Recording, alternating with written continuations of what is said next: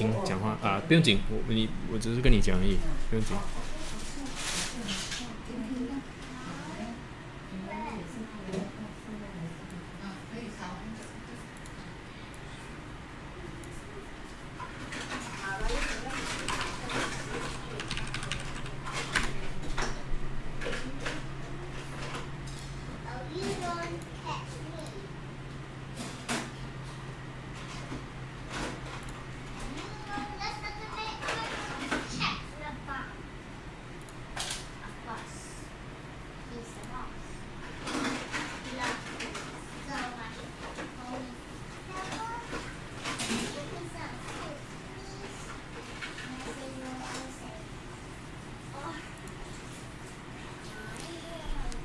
Alright, what's up everyone?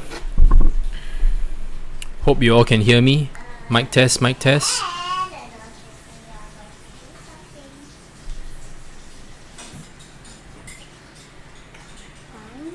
Alright, can everyone hear me? That's the most important thing. Making sure that my mic is working fine.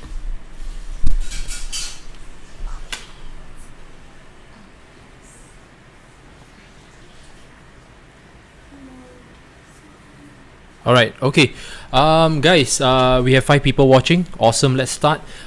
Firstly, we want to cover Ethereum's Raiden scaling solution that just passed. It just passed on their testnet, by the way, not on LiveNet. So just take note that although Ethereum is dipping slightly, sub 330, you want to pick up some Ethereum during this period of time because all eyeballs are on OMG, Qtum, okay, so and also Neo, because all these 3 cryptocurrencies that I just mentioned, Neo, Qtum, OMG, have been smashed because of the China ICO FUD. So I think if you have been watching my streams consistently, you know I'm someone who's not just saying something for the sake of saying it. I believe in the strong fundamentals of these tokens. Now, of course, for Neo is a unique case. It was smashed so badly that it went below 20, and now people are picking it back up because at the end of the day, the dividend return or the Neo to gas is pretty favorable. I think it's around 5+% per annum. So I think that's pretty attractive if you look. And when you compare from financial instruments, right? Because if you talk about capital appreciation, Neo has so much potential for capital appreciation, but then again, it also has a very strong dividend return. So take note that this dividend return is per annum. So it will be paid out to you throughout the whole year. So, but nonetheless, I think it's always good to have some passive income element in your portfolio. Now, if you look at Ethereum, right? Okay, so let's look at the Ethereum chart. Okay, so just to take note, Ethereum's Raiden scaling solution has just passed another milestone. So they are reaching the point where once this goes live on mainnet, which is the Ethereum mainnet, then from then you're gonna see the Ethereum, right, literally just fly. Not only that, take note that we are also anticipating Casper. We are anticipating Metropolis. So a lot of good news, guys. So right now, I'd rather you all just accumulate.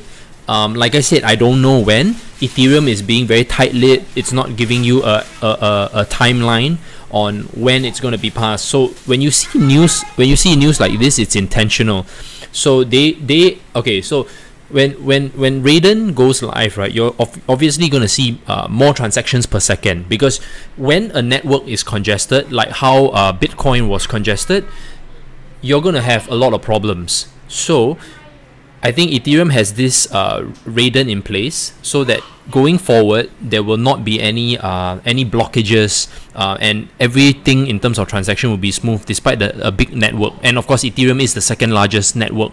I'm not sure. I think maybe Dash should be decently big as well, and maybe even Ripple. But you know what? I'm more interested in Ethereum because Ethereum is the original smart contract platform, the first decentralized smart contract platform. Now there are other cryptocurrencies that have come along, like for example Ubiq, but I think Ubiq didn't take off because, like I said, when you have a small team, you don't spend much money on marketing. It's very hard to catch the wins. You need all these things in play. So in the end, I wanted to find a replacement for ETC, as I mentioned, and And although ETC is very much higher from the price when we did a one-to-one swap from ETC to Qtum, it doesn't matter because Qtum was affected directly because of the ICO FUD. In terms of it raising funds in China, I think it's nothing to do with that. It is more of a concern where it got delisted and people started to panic and started to dump Qtum. But Qtum is now an ERC20 token, so please take note. If you're still holding Qtum, what's in it for you? Basically, when mainnet launches, right, and you're keeping it on an exchange, a trading exchange, the exchanges will do the exchange for you. Now, if you do not want to risk that, then okay, so it's basically like if you held your BTC on the exchange prior to the fork. And if, let's say, you keep it on the exchange, say Bittrex or whatever, and they will have to honor by giving you that BTC. So for Qtum, it's the same thing. If you keep it on the exchange, they will convert it to the Qtum mainnet tokens. But if you don't want to risk it, you need to follow the procedures. If you're holding it in your Ledger Nano S, for example, or you're having it on a hardware wallet, then you have to go through the steps necessary to claim your Qtum mainnet tokens for staking. Now, for staking, it will be purely online. You might have to buy this thing called the Raspberry. It's a small little like mini computer where you can leave it on. That means you because in order for you to earn for POS 3.0, you need to stake your coins on a wallet that's continuously online. You cannot turn it off basically. So this Raspberry, I haven't actually researched much on it, but I know that it's a mini computer that you just plug in and it's consistently running for you. So it's considered like you're staking and it's fully online. And I think I kind of respect that. I think I like that concept because rather than it's an offline wallet where you need the network to be continuously processing transactions. So once the mainnet goes live, I'm very curious to see how this works. I am going to be staking whatever I bought, my Qtum, whatever I bought, and just test out how this works. So this is the plan. Yes, Raspberry Pi, you're right. Exodus. Raspberry Pi. What about what about Exodus? Okay, I think Exodus would have a way for you to claim, because they already adopted they already integrated Qtum and OMG, right? So I am sure the team has a plan to allow you to store your existing Qtum. Maybe they'll automatically convert for you. Yeah, I think I need to ask or email the Exodus guys as well. Okay, okay, so how many more transactions per second? I think Matt Cow, when you're talking about the Raiden, how many more transactions? It's talking about in the millions per second. If you read this article, I'll link it. Okay, I'll link it for you guys.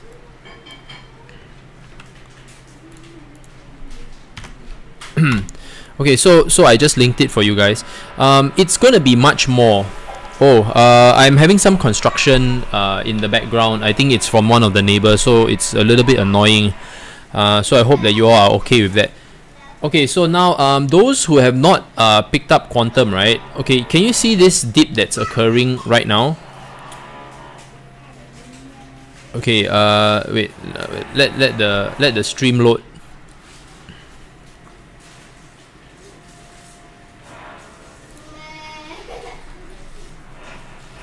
Okay, I think there's a slight delay to the stream. Okay, never mind. If you guys are noticing the dip that's occurring right now, you might want to pick up your Qtum between 0.0029 to 0.0031 if you're still interested in this, because this whole period here was pure FUD, right? Okay, so let me just shift to the 1 day.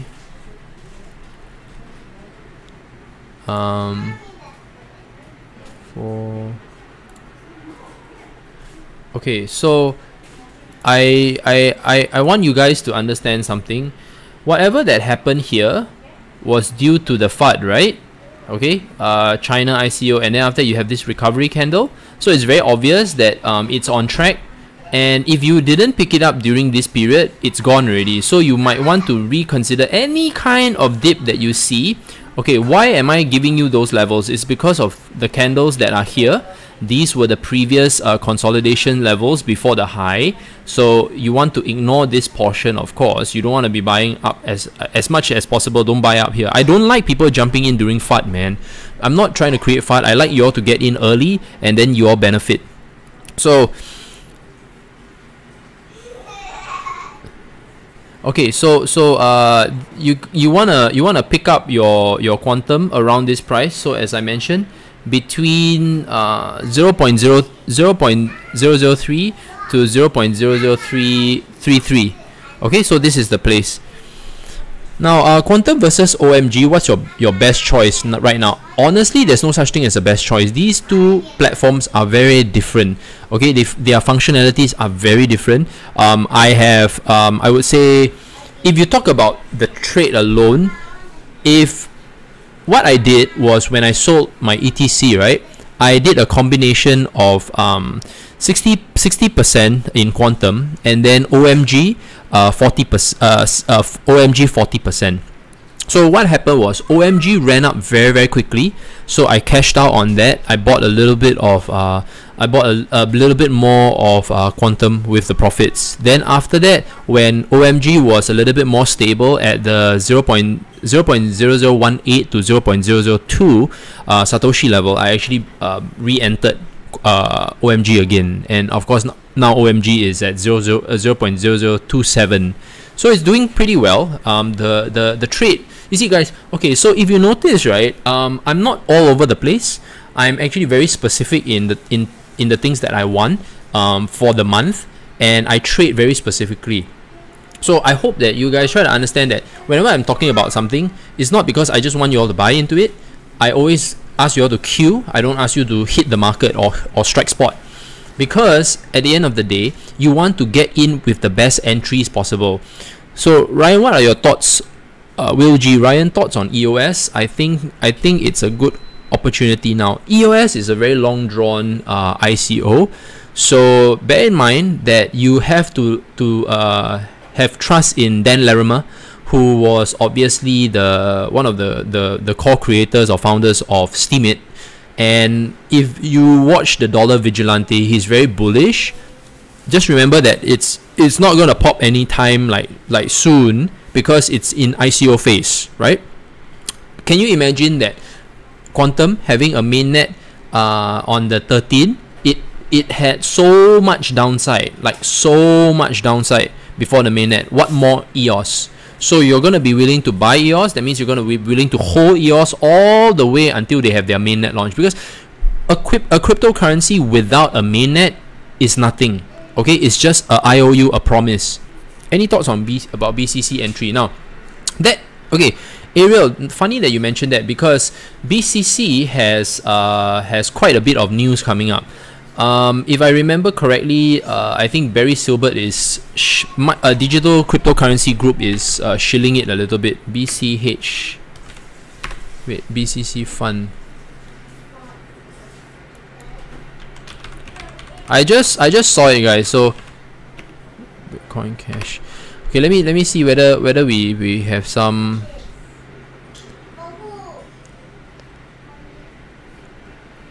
Okay, I saw some news that there's something being set up along. There's a lot of Bitcoin Cash adoption.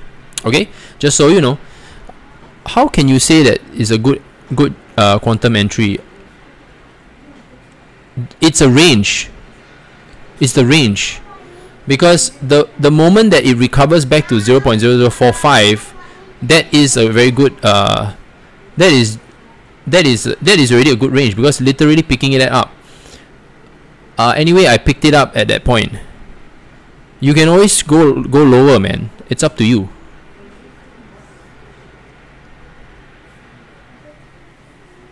Okay, so let's look at what's that? Wait, okay. You guys want to pick up your OMG also. OMG has been literally flying. Okay, so OMG, right? Yeah, OMG is continuously on an uptrend. So you want to re-enter probably at 0.0024. Yeah. Yeah, you can do 0.0033 to 0.0031. That's extremely conservative. I'm just concerned that whether you guys get it or not. You know, you all can lowball Q, but the fight is over, guys. You know, you can lowball Q and hope for some whale smashing the price down before the next run up. But it's like what, 5 days to mainnet launch. I think no one cares about whatever the whales do.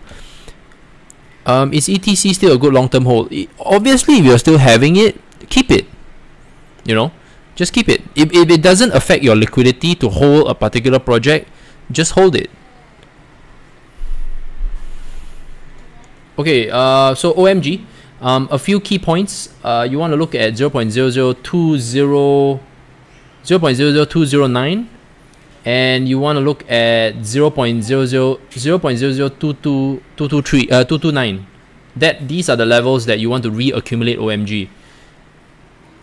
Because if you can do a low ball, 0.0019, you can do a low ball and see whether you get it or not.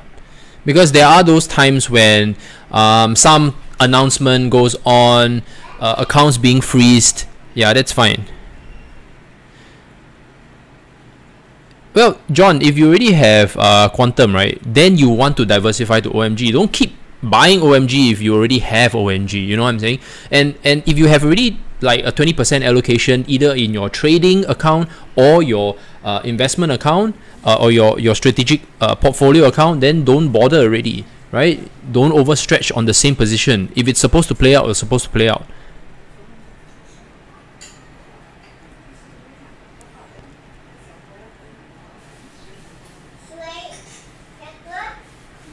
Sure, Camus, I will have a look at the render token. No problem.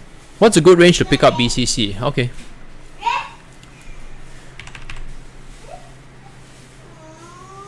Okay. Okay, it's now very much consolidated. You haven't seen it really moon yet. So let's look at maybe 4 hours. Okay, 4 hours is already like flying. Okay, guys, I bought it literally around this period. Okay, so I bought it around this period.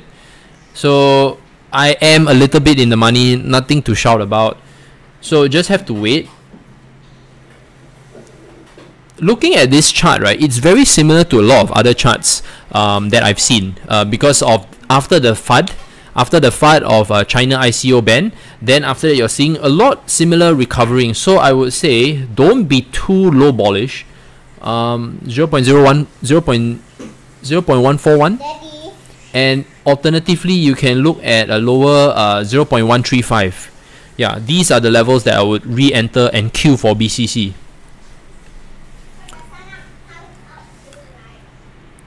What do you think of Edge? I don't have any opinion about Edge. Bitcoins, BQX, right? That was what, heavy shilling by Superman.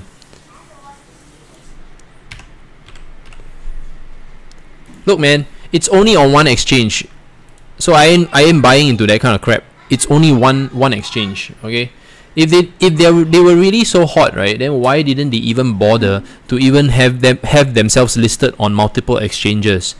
You know, I don't even hear much wins from it. Let's check the market cap just to be fair. Okay.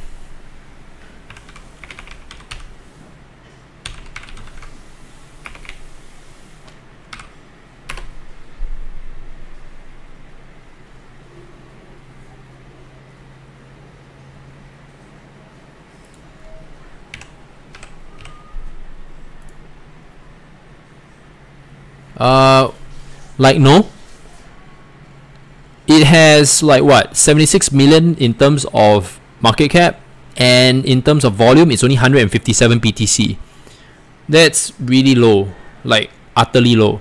So I usually don't touch these. I don't even cover all these. Ado is increasing in Polo. Any reason?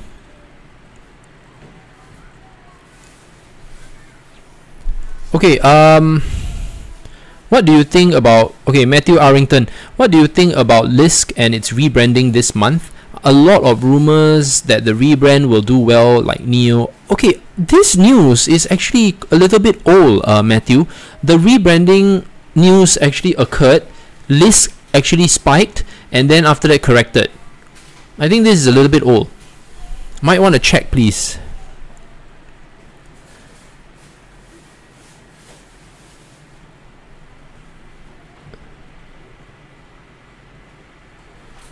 Yes, I let Box Mining.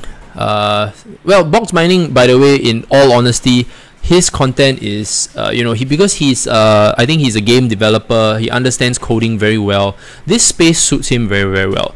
In fact, if it's anything, right, I'm still an investor at heart. I'm still someone who is financially trained. So if you ask me, my team does the research on certain coins, and then from then I make the tough decisions of entry points, right? And also it's about staying invested and staying convicted during times of shit. So for example, Qtum, people were wondering why was I shilling Qtum and why was there no stop loss during the period of the dip. So when the dip happened, it was just due to fundamental reasons, nothing to it was due to macro reasons. That means external, not internal, not micro reasons. So micro reasons are due to the fact that the company had issues, but no, this was macro, meaning that it was China's regulation, and also delisting from those small China exchange. So I think Yunpi delisted, OMG Pay, quite a number. If you look at the article, is quite recent, so you can check that out. So because of that, there was a little bit of fun, worry that, oh, but then yesterday on Twitter, okay, never mind, let's not go there. Let's go to Qtum Twitter, and then you can see it for yourself. So you might want to join the Qtum Telegram, okay, because Brett his name is a little bit tough to pronounce. Finrek. I think Brett Finrek. He's based in Shanghai. Is very active. He's one of the team in Qtum. So he's very active in answering questions for the community, giving out a little bit of information here and there to keep the price nice and stable. But they're not into the hype. So this is one thing. So okay, if you can see, so Qtum will still proceed to launch their mainnet. Okay, so Qtum will still launch their mainnet on the 13th as per normal. Nothing is delayed. They are, because like I said, guys, they were very confident. Basically the mainnet launch during a live event would just give them more boom, but because of I think obviously they are saying because of poor internet, but we're talking about Shanghai, so I don't think it's about poor internet. It's just basically about not being able to promote it in Shanghai. Maybe the event had to change, blah blah blah, a few reasons, but never mind. Nonetheless, I think the most important is that the mainnet will still proceed, it will still launch, and that is why when this came out, the price started to recover again. People were elate because governments poking their nose into cryptocurrencies is one thing, but at the end of the day, we understand that we need the mainnet up and running. There's no delay, everything is smooth. Okay, so what else can I highlight? Oh, okay, there is a very nice Steemit article on how to backup and store your Qtum wallet. This is basically written based on when on Skynet, because Skynet is literally the same in terms of it mirrors mainnet in terms of whatever it's supposed to do in terms of protocol and staking. You can actually, I think, twiddle around with it, but you know what, it's almost 5 days to the mainnet. You might as well just wait for mainnet. What else? Well, okay, marketing efforts, that's one. Yeah, so you have stuff like that, Patrick Dye and Jordan Earls get ready for mainnet, stuff like that. But we want to see I'm just more excited about the progress later on. So if you ask me, I am definitely staking. I'm definitely staying invested regardless of the price, because like I said, I already bought at this price, right? So it's not like I bought like way high, like $40-50, and then I'm chasing it. No, I love to stay invested in stuff. Okay, So there can be a possibility of a parabolic spike in the next few days, leading up to November. Why do I say November? So let's go to their official site first. Oh, wait. Very strange. Whenever I click this link, it will always have some kind of issue.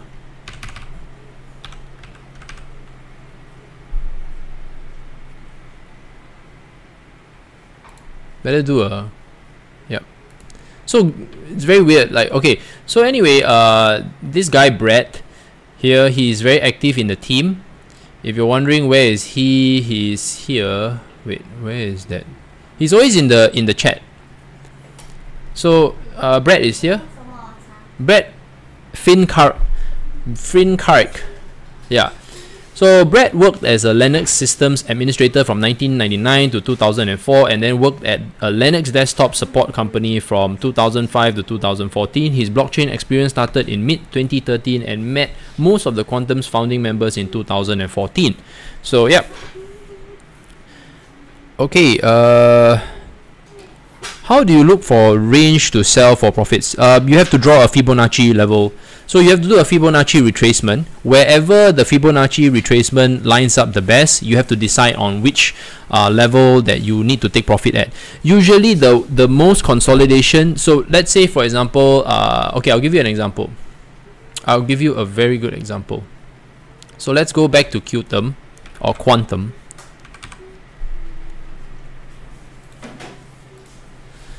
Okay, so let's say if you are deciding to take profit, right? Okay, so what we do for simple TA. So since it already crossed here, you want to redraw. So this is how you anticipate. So this is one of those levels. 0.038 is one level. Another level is here. As you can see, it kind of lines up pretty well. So if you're talking about TP, you see, do you notice that okay, you notice this wick here? You notice the Fibonacci level of 0.0035, and then after that, from this point, it comes back down. So psychologically, that is your TP price. All right, that is how you notice how you take profit. Stochastic RSI is just basically overbought, oversold. That's what it means. So currently now it's clearly overbought. Okay, if you do a stochastic RSI in a 4 hours and a 1 hour, it's clearly overbought. So that's one indicator. I think it's always good to have multiple indicators. So volume, OBV, you have Fibonacci's, you have what do you call it, stochastic RSI, you can have EMA, which is the moving averages. You can go for the golden cross. Whenever the moving averages cross each other, you can decide to go to short or to long. So yeah, these are the few. I don't get too frisky and use like Fibonacci fans and all that fancy smanchy stuff. The cleaner your chart, the better you are for your entries, you know. Okay, so now okay, so Ariel was asking what kind of level that you can take profit whenever you can see strong consolidation. Okay, so you see, if you want, I think a take profit at 0.0038 is one of those levels. Now if you look at the retracement, right, of course you can pull the retracement a little bit higher from the beginning. Okay, so give me a second.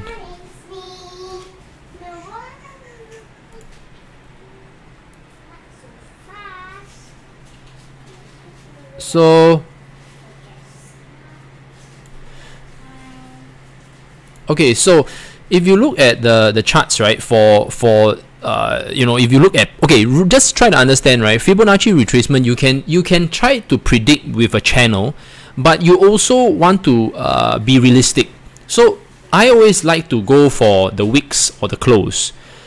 So if you look at the levels, where do you want to take profit, right, is usually at the strong resistance will be at probably 0.0042, and then after that you're gonna see quite a bit of resistance at 0.0048. So those are your levels that you can consider taking profit at for your Qtum. Is getting in Qtum at 0.03012 low? You know, that's the thing, right?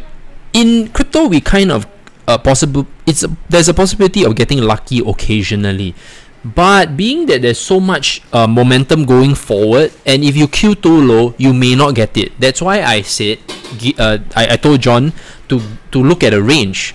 If John feels that 0.00333 is too high, then don't queue there. There's always there's a range of 0.003 to 0.00333. Okay, Yash, Ryan, I missed the chance at 3,900 correction 2 days back, thinking it'll go down. How do you deal with catching at least a part of it?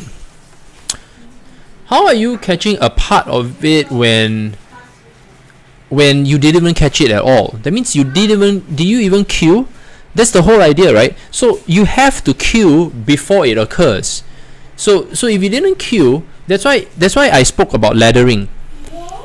Yeah, it could tank, but it could not, right? Because in terms of it's overbought already, of course, because it's like it did 40%, close to 40% in a span of less than 12 to 24 hours. It has to correct for sure, because there will always be people taking profit for those who bought at 0.0025. So now yeah, you queued. Okay, so you did a way too low, Yash. You did a way too low at 3,600, and then after that no, John, I think you're missing the point. I just want to correct you. In terms of what it did, is because a lot of people oversold it because of the FUD. Fundamentally, it should be way higher. That means it should be sitting at around 0.0035 and above. So what you are thinking, right? Yes, in 24 hours, if you had bought at the low, you already made 36%. For sure, in 24 hours, that's way too fast. You can consider taking profit. But what you're missing out is the mainnet launch. That's why you think, if you think that this is crazy, this is nothing. This is just a recovery. Okay, so yeah, I guess at 3,600 I missed it. Okay, fine. It's okay, because the whole idea is to be patient. Just bear in mind, right? I want to repeat myself. If next year you see a $5,000 Bitcoin and that is the consolidation point, that is the point that you're going to get in. Okay, you just have to accept it. There's no way that you can avoid a more expensive Bitcoin as the years go by. Because as the blocks halve, as more infrastructure, more people adopting it, more media coverage, hedge funds coming in, structuring products and structuring derivative products and all that. Yeah. So Miller, usually I'm right. Not to be overconfident, but usually I am right. So just stick to your guns, and like I said, my intention is to stick. If you compare the two, Qtum and Neo, Qtum has so much more to offer in terms of the virtual machine together with the Bitcoin blockchain. You're talking about integration here, and they are already hitting the ground running. Unlike Neo is going to take a longer time to fruit, right? Because they already have the mainnet up, they're already staking their coins, but you know what? They are only dependent on ICOs. They only have ICOs to really drive up the price. When more ICOs are going to build on them, then they are able to rise. But there has to be some business solutions. Now, if you look at the team, you compare the two teams, right? Qtum's team, the co-founder, has links to Alibaba. You also have folks in there. One of the other lead developers, right, has links to Tencent. I think, okay, co-founder Patrick Dye has links to Tim Draper as well. Go and Google the name Tim Draper. You will know what I'm talking about. And also, if you talk about advisors, Charles Xue is a billionaire he's a billionaire angel investor. He invests in startup companies, blockchain technology, and also, of course, he runs multiple business. So this is something that you should look out for. Look at the people, guys. Don't just look at the technicals, please. Do you think Qtum will take a dip after the mainnet? Usually, yes. When every time that there's a mainnet launch, right, there is a possibility of a dip. But you know what? In November, if you look at the roadmap, there's more integrations. I guarantee you, after because now, right, if you look at Qtum, it has only so few exchanges. So And there's zero Korean exchanges, very few Korean exchanges, which is only Coin1 that is accepting Qtum. Now, there is a reason for that. People love to keep their coins away from the exchange. So it's very, very fair that Qtum is not purposely, putting out its listings all over the place. It wants to make sure that it has its wallet up and running and functional, so that when they launch on the other bigger, higher volume exchanges, right, people can buy and confidently take it off the exchange and stake it. I think that's very good, don't you think? I rather have something like that than, you know, it goes like sideways. That means it will cluster scattershot all across all the big exchanges, and then after that, right, they have, if they have a failure to launch, like they failed to launch their wallet, or they failed to launch the mainnet, then the whole thing dumps simultaneously. I think that is extremely bad. So I think they are pretty good. If I leave my Qtum on, okay, so Devon, if I leave my Qtum on Bittrex, is there any downside to this? Do I get a bonus for? No, you definitely not. When you keep your coins on an exchange, you are not staking, my friend. That doesn't mean that you're staking. You're just having it there because you are only looking at capital appreciation. You're not planning to stake at all. You're not even supporting the network. So okay, so Matthew, so in your opinion, over the next few months, does Qtum have a better chance of exploding than OMG? Oh wow, no. Both have equal chances to explode. You have to understand. I know where this question is coming from. You are planning to invest in one, but both have a chance. Both have very strong fundamentals. Both have very, very strong teams and infrastructure. So you just have to decide. Qtum F levels. Okay, that is I assume that you have Ethereum. Okay, I want to reiterate, Aaron, that if you're going to be using Ethereum, I would not use Ethereum, because I would want to keep Ethereum, because Ethereum is actually gonna be very, very bullish towards the end of the year, or at least 2018. So if it's anything, you want to accumulate more Ethereum. So I rather you hold on to it. So I'm not going to talk about level for Qtum F. Okay guys, 36 minutes into the stream. I don't want to have a stream that's too long, and also I need to go and get breakfast. So any other further questions before I close this off?